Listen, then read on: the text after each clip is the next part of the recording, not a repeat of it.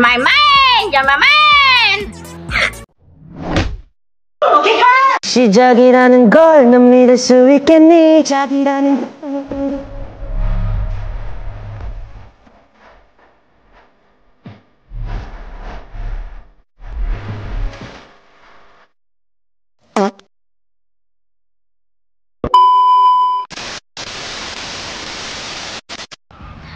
Assalamualaikum warahmatullahi wabarakatuh. Hi, let me introduce myself. My name is Aida Siti Nurmila. My name 221230102. I'm from class B 5th semester, majoring in English Education Department. I'm a student of Islamic University Sultan Maulana Hasanuddin Banten. So, in this video, I want to present about the hakikat dan pengertian Islam. So, let's get it.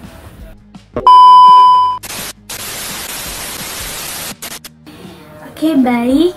Judul kali ini yaitu mengenai hakikat dan pengertian Islam. Nanti kita sama-sama akan mencari tahu apa sih hakikat dan pengertian Islam itu. Oke, next. Nah, apa sih pengertian Islam itu? Nah, di sini dijelaskan bahwa Islam menurut istilah yaitu sikap penyerahan diri seorang hamba kepada Tuhannya, yaitu Allah Subhanahu wa Ta'ala, dengan senantiasa melaksanakan perintahnya dan menjauhi larangannya. Apa sih perintah yang harus kita laksanakan? Seperti puasa, seperti sholat 5 waktu, berzakat. Nah, di dalam kitab Matan Arba'in dijelaskan bahwa Islam yang berasal dari bahasa Arab yaitu aslam. Nah, berarti aslama ini memiliki arti yaitu menerima, menyerah, atau tunduk. Maka kata muslim sebutan bagi pemeluk agama Islam. Jadi untuk orang-orang yang memeluk ajaran agama Islam disebutnya sebagai seorang muslim.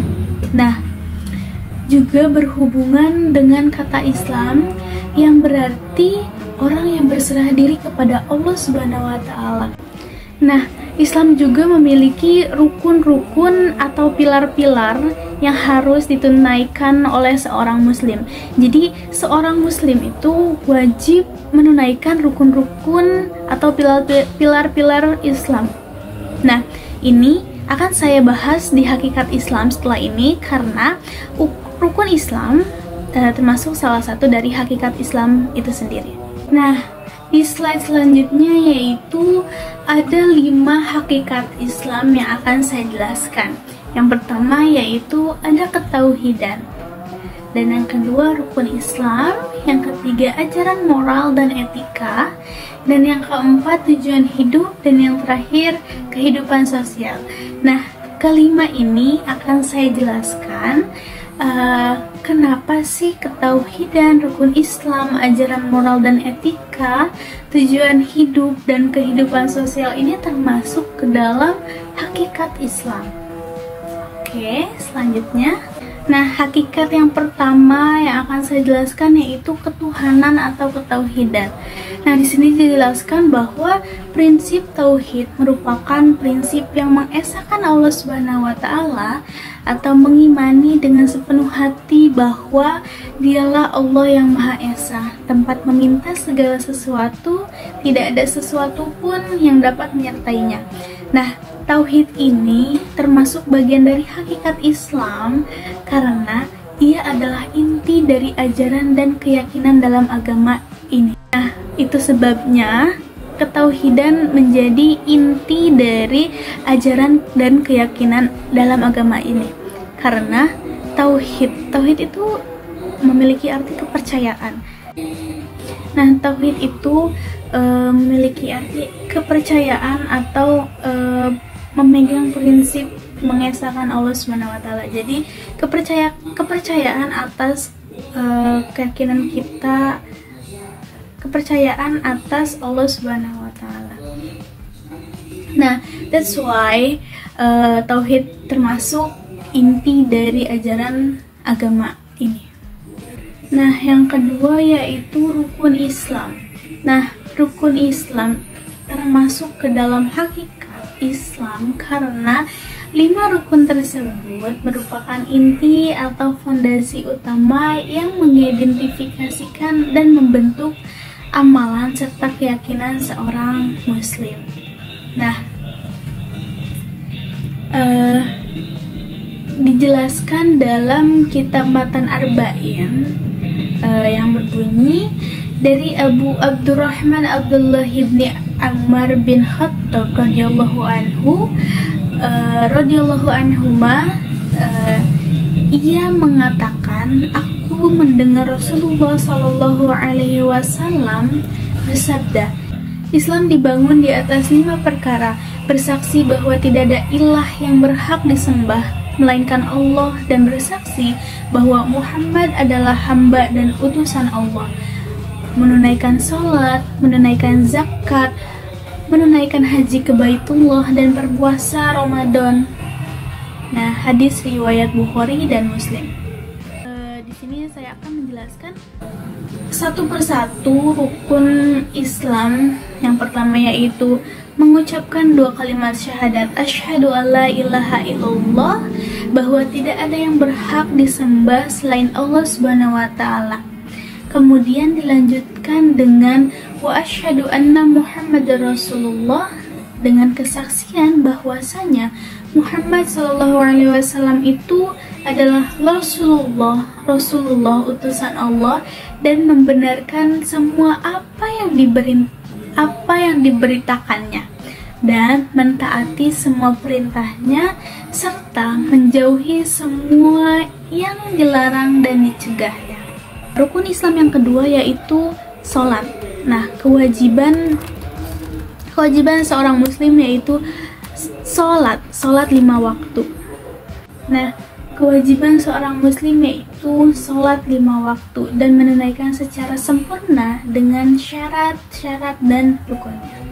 Lanjut, rukun Islam yang ketiga yaitu kewajiban menunaikan zakat. Nah, Rasulullah Shallallahu Alaihi Wasallam bersabda, aku diperintahkan untuk memerangi manusia hingga mereka bersaksi bahwa tidak ada ilah selain Allah dan bahwa Muhammad adalah Rasulullah, menegakkan sholat, menunaikan zakat.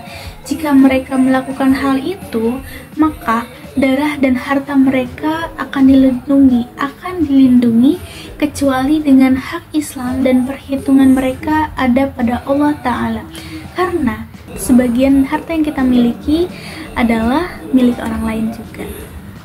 Lanjut ke rukun Islam yang keempat yaitu puasa. Nah, puasa itu yang sering kita lakukan selama bulan Ramadan. Selama bulan ini umat Islam berpuasa dari fajar hingga matahari terbenam. Jadi kita sebagai seorang muslim wajib menunaikan puasa di bulan Ramadan. Dan yang terakhir yaitu menunaikan ibadah haji wajib bagi yang mampu. Nah, perlu digarisbawahi, bagi yang mampu menjadi kewajiban bagi setiap muslim yang mampu melaksanakannya, baik mampu dalam hal materi ataupun fisik. Nah, kalau misalnya kita mampu, kita wajib menunaikan ibadah haji. Dan digarisbawahi lagi, jika tidak mampu, ya tidak apa-apa, karena di situ dijelaskan bahwa menunaikan ibadah haji bagi yang mampu.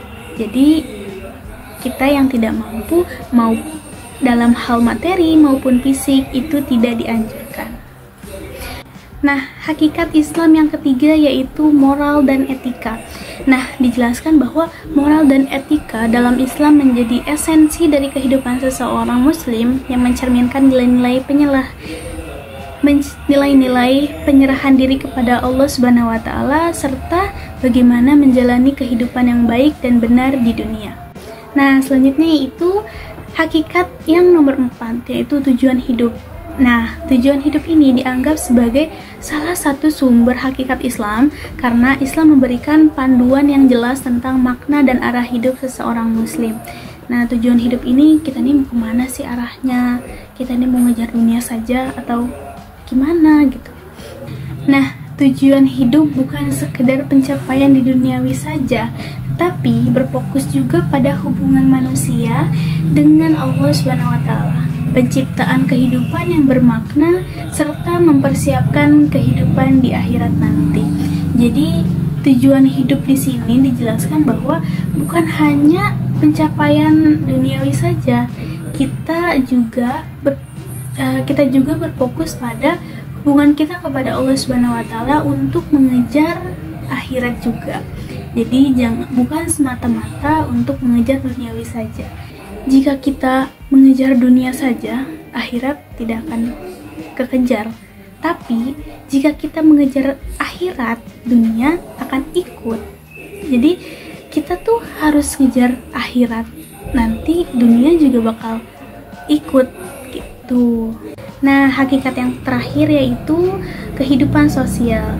Dijelaskan bahwa Islam tidak hanya mengatur hubungan individu dengan Allah atau ibadah, tetapi juga hubungan antar manusia atau muamalah. Nah, Allah juga menganjurkan kita untuk bersosialisasi karena kita itu adalah makhluk sosial. Jadi kita itu saling membutuhkan. Jadi kita harus bersosialisasi. Nah, ada beberapa poin penting. Yang pertama yaitu kehidupan bersama sebagai bagian dari ibadah. Nah, dalam Islam, tindakan sosial seperti ini, tindakan sosial seperti membantu orang lain, menjalin silaturahmi, dan berbuat baik kepada tetangga dianggap sebagai bentuk ibadah. Kenapa sih dianggap sebagai bentuk ibadah? Rasulullah Shallallahu Alaihi Wasallam bersabda, sebaik-baik manusia adalah yang paling bermanfaat bagi orang lain. Nah, itu kenapa? That's why kita harus bersosialisasi karena kita ini makhluk sosial. Karena kita adalah makhluk sosial.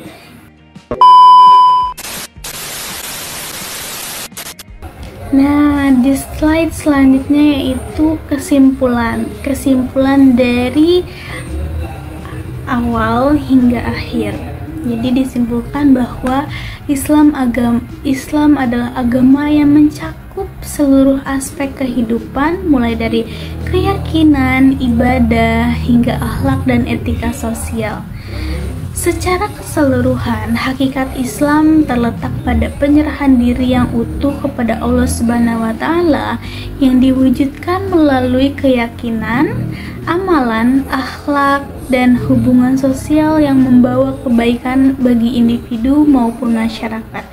Jadi, itu adalah kesimpulan yang tadi saya jelaskan. Semoga apa yang tadi saya jelaskan bermanfaat dan bisa diterima oleh semuanya.